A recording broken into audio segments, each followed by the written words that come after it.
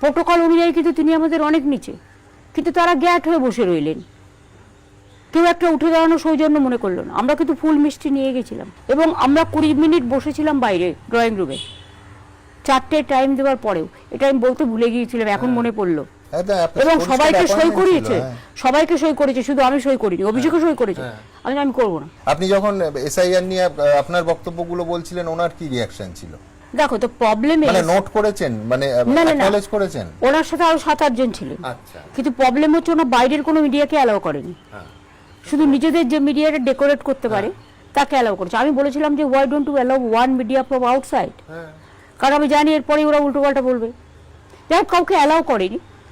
কিন্তু আমি যে কথাগুলো বলছিলাম তার উত্তর ওনার কাছে ছিল না, তাই উনি একটু অ্যারোগেন্টলি অ্যাটিটিউডটা দেখিয়েছিলেন। বলে অভিষেক যেটা বললো সেটা পয়েন্ট আউট করে আমি 2-3টে পয়েন্ট বললাম, যে তুমি লজিস্টিক্যাল ডিসক্রিপেন্সি যেটা দেখাচ্ছ এটা এসআইআর এ কোনোদিনও ছিল না, তোমার স্ট্যাচুটারি প্রভিশনেও নেই।